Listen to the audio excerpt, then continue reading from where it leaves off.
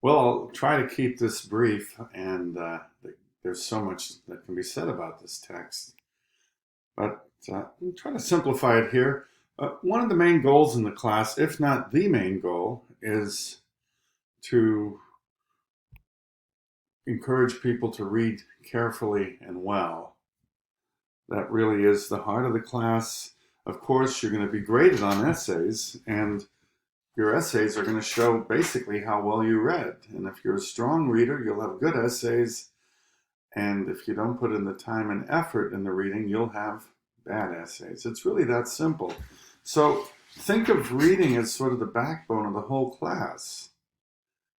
It's what's going to not only determine how well you do in the class, but it will also determine just how interesting this book is for you. And we will spend a lot of time with it. And so let me just start off here. All these questions are brought into the text, and I created them myself. There are 23 of them for pages 1 to 48. And all I'm asking you to do with them is to read between the lines. That is, to go beneath the surface details and understand what the book is really about, what the underlying meaning is. So when I ask you, what is the setting of part 1 right here, Feast of the Hearts, have to do with the AIDS epidemic? It pretty much rests, I'll give this one to you, is with this sentence. Not about the details of the 200th anniversary of the United States, July 4th, 1976, 200 years after the Declaration of Independence, July 4th, 1776. But it's right here, this one sentence. This was the part epidemiologists would later note when they stayed up late at night and conversations drifted to where it started and when. So basically what he's suggesting here is that AIDS very likely came into the United States on 4th of July in 1976. This is written in 1987. We understand years later that he's totally wrong. He's off by about a decade, not quite. But that's the implication. This is when it started. And that will be a theme throughout the book. So if you don't read to that level, that is, what does this have to do with AIDS? Then it's just kind of like, oh, some stuff about 4th of July. Geez, why is he writing about that? So all these questions are designed to bring you beneath the surface and understand what he's getting at. So the next question, Gerth Rask follows through with a really lengthy description of her illnesses. But it also gives you the background of what she's doing, how dedicated she is, where she's working, Central Africa. And then there's all these descriptions about her illness. And so when I say over here, Gerth Rask's symptoms give a preview of the symptoms the first AIDS patients had long before anyone had discovered HIV virus. What were her primary symptoms and why were they confusing? And this is a classic case here. She's one of the earliest well-documented cases, and what it really shows you is how mysterious the first AIDS patients were, because there was no HIV virus. People simply didn't know why otherwise healthy people were basically becoming gravely ill and dying, and doing it in ways that were so unusual. So that's what he's doing, is he's bringing you into Kinshasa, Africa, which is where the AIDS virus likely made its leap from animals to humans about 110 years ago. And he's giving you an example of one of the earlier mysterious deaths. So that's what it has to do with AIDS. It has to do with where it likely came from and how confusing it was. But he doesn't say Gerth Rask is, an example of an early patient with AIDS who mystified the doctors because the disease hadn't even been identified. And it wouldn't be until 5 years. He doesn't say that. So you have to read between the lines and understand, oh, this is an early AIDS patient.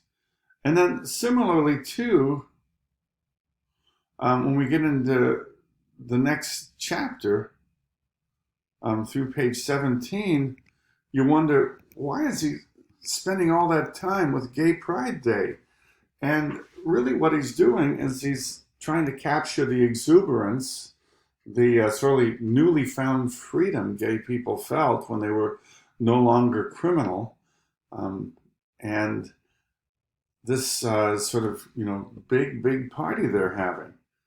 And in some ways, he's writing about it because the political power of the gay community is going to be very essential in getting the federal government to respond to AIDS. But in other ways, he's writing about it just to let you know that it was a time of great exuberance, great freedom, and along with it, great sexual freedom, which um, obviously will prove to be a disaster because we're in 1980. We'll find out later that 20% of the gay people are already infected with HIV in San Francisco, and nobody even knows it existed. So you've got this great party, this great sense of freedom, and sex, sex, sex. And so, but I want you to focus here on that question, the power of the gay movement in 1980s, because that power is going to come in very critical in the story of AIDS. How are they going to leverage the federal government? And then this is a fascinating thing. Starting on page 17, I have another section here, and it follows right after the Ferris wheel touches to the grounds. And here we go, page 17. And then there's this thing, a new disease. Now notice, there's no mention of AIDS here. Nobody really knows anything about it. But what these gay doctors are talking about is the skyrocketing venereal infections in the gay community and the sort of sexualization of gay freedom.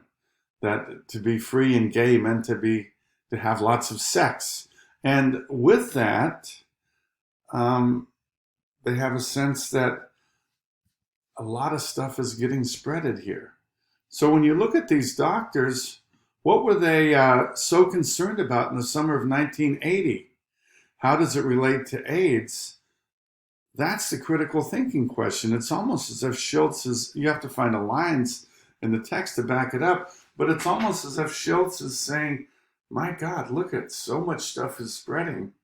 And he does say this later in the text. What would happen if something really awful started spreading through people with all this sexual activity? And of course, the sad irony of it is that it's already happening. And so when these doctors are talking about, my God, look at all these skyrocketing STD rates, what's happening along with those well-known STDs is that a new virus is already spreading. So this is really about AIDS. It's about that fertile ground, that hypersexualized gay culture that allowed it to spread long before people even knew it existed. And then I'll end this with Gayton Dugas. He actually shows up on page 11. I didn't look at him then. But he's going to start again on page 21. And he's really simple. If you think of the story as good versus evil, or as in, slaying the dragon, if you will, you basically have two major currents in the book. Gayton Dugas is one, and that is people who are spreading the disease and don't know it, and maybe later on do know it, according to Schultz. And the good guys, and gals, the people on white horses, would be the people who are trying to stop the disease. And so this is your drama in the book. The virus is spreading. Gayton Dugas becomes one of the chief spreaders, though I think Schultz is unfair on that. And then against Gayton Dugas, you have the doctors and the more forward-thinking members of the gay community saying, don't do this. Something deadly is going on. So he's not just, some guy who's out dancing and partying in San Francisco in 1980. He's also somebody who is going to end up being the villain of the book, the one who spread it to many, many people. So think of him as just an example of a good kind of cat mouse story where, you got the evil one, you have the monster, and then you have the people trying to slay the monster. Well, he's the monster. He is the sexually active person. And, uh, and I want you to look at him and look at the way Schultz creates him, kind of a vain and self-centered and selfish person. So again, we're going back to the top here. That's what I want you to do with all these questions is they're going to bring you below the surface and have you understand what each section of the book has to do with AIDS. And I could ask 5 times as many questions, so these aren't the only ones, but I just wanted you to get into the deeper part of the text and not just see it as a bunch of random details.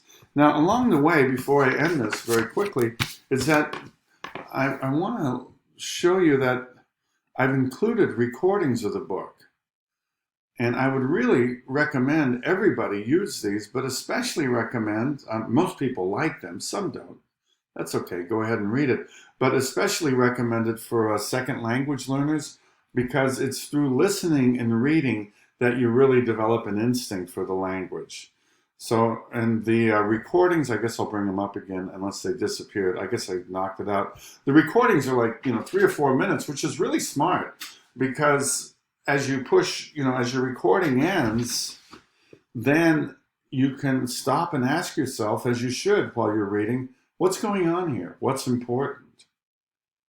And we call it talking to the text. So as you're reading, you're always pausing and saying, what's important? What's important? And it's your ability to talk to the text as you're reading, to take the main ideas, to pause every paragraph or two or every 2 pages, to chunk it, to say this section is about this.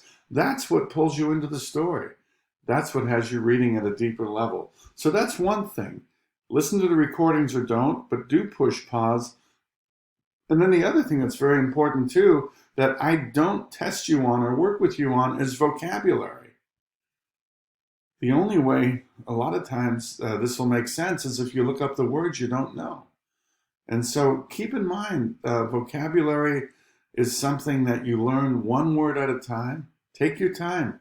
Look up the words you don't know. That's part of talking to the text. You're not only asking yourself, what's the main idea, but you're also asking yourself, what does that word mean? What are they getting at? You're always kind of following your reading to see if you're getting it or if you need to push pause, look something up, look a word up. So I'm going to try to wrap that up. It's already 13 minutes, my God.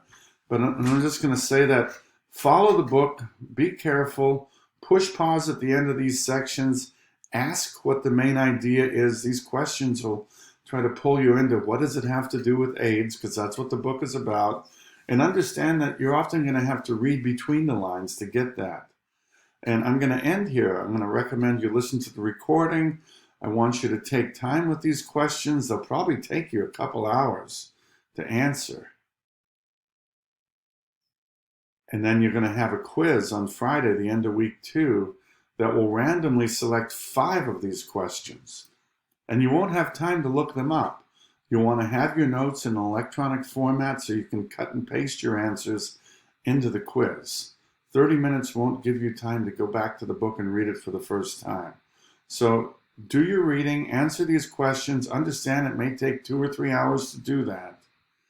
And then you're going to be ready for the quiz on Friday at the end of week 2.